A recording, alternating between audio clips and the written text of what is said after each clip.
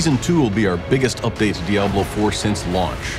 With a new quest line, events to play as you drive back the vampiric horde, unholy vampiric powers to wield, and new endgame encounters to test your skill. And players will need to harness the enemy's own blood magic against them to end this new evil before it's too late. In Diablo 4, the Season of Blood.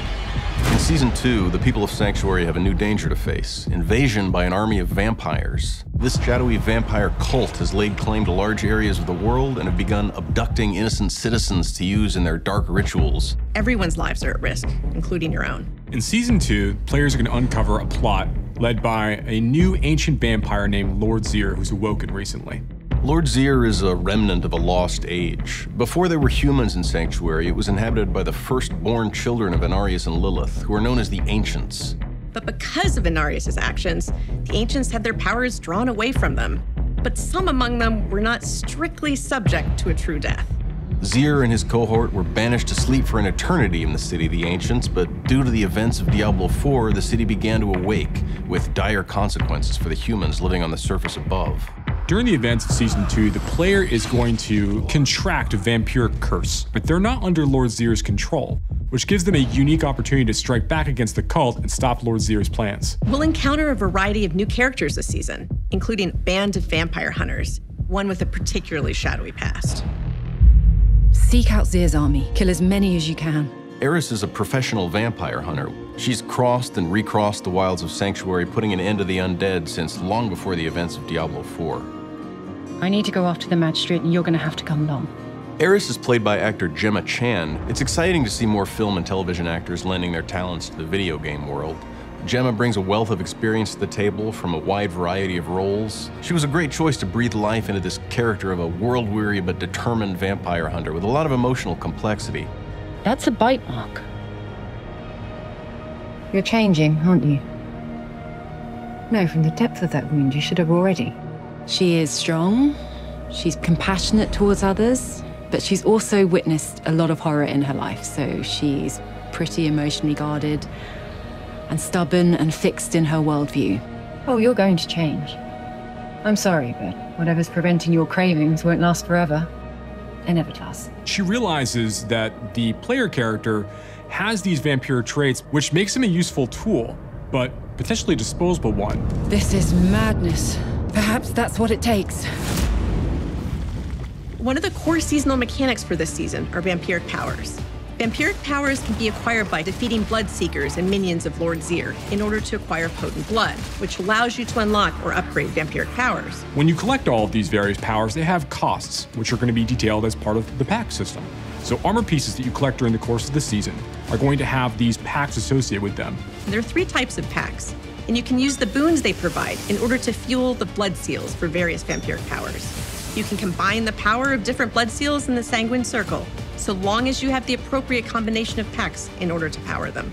One thing we've really tried hard to do is to provide powers that enhance every build so that there's no one right way to play when pursuing that vampire fantasy. There's one in particular that I like where as the player dashes, they turn to a cloud of bats, and they'll curse creatures they pass through along the way. As you kill those creatures, you're going to actually steal their souls. When you use certain abilities on your character, all of those souls are unleashed, dealing devastating damage to nearby creatures.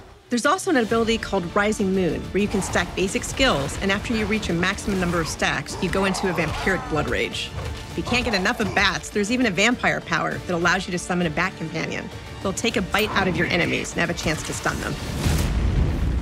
Lord Zir's army is pushing across Sanctuary in an event called the Blood Harvest, which will always be active somewhere on the map, but will change locations in a cyclical way. Blood harvests are large-scale open-world events where vampires have overwhelmed an area in the hopes of enslaving the populace, harvesting their blood, and siring more vampires. Players will venture into these areas to rescue prisoners, stop sinister rituals, and hunt for high-value enemies. Of course, they'll be rewarded for their efforts with a variety of new items, as well as the potent blood that fuels their vampiric powers. In Season 2, the Season of Blood, we're going to be adding 5 new returning endgame bosses for players to engage with once they get into World Tiers 3 and 4. Players will be able to earn the materials to summon these bosses by completing Whispers and by completing Helltide events. We have some new enemies with powerful elemental attacks, giving players more reason to seek out and equip gear that enhances their resistances. What sets these new in-game bosses apart is that they offer a new way to farm uniques.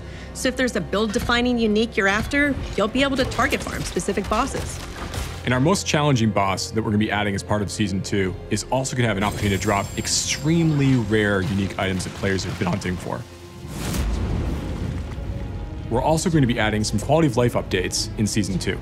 The first of which is we're going to be taking our gem system and making it so when gems drop for the player, you're actually collecting materials. They're going to be stored differently. They're not going to go into your inventory the same way, to help alleviate some of the concerns about inventory space that players have talked about before.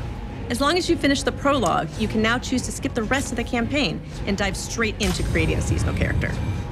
If you previously unlocked a mount in Diablo 4, it will be immediately available to use when you begin your journey through the Season of Blood. And we've made it so that renown rewards persist through seasons, so that the reward is now account bound. As we do with every new season, we'll be adding a new season journey and a new battle pass filled with new, vampiric-themed cosmetics for them to collect, and we'll also be adding some new town portal cosmetics, both in the free and paid versions of our battle pass in Season 2. We'll also be making a number of other changes to the game, updating unique powers and items, reviewing legendary aspects for different classes. We're going to be updating stats like our resistance values across the game, and a number of other balance tweaks to make sure the game is as fun as possible for players. One of the most exciting things for me about working on Seasons is that Sanctuary is a big place and there's a lot going on. The primevals and the angelic forces are still very much in play, but I think players are going to enjoy seeing some more human-scale dramas play out. Diablo 4's second season will be our largest content update yet, but we're only getting started. Along with providing new quest lines, powers, and events each season, we'll continue to improve upon established systems by listening to player feedback to make your adventure in Sanctuary the best it can be. We're incredibly excited for you to explore more corners of Sanctuary, so come join us in the hunt.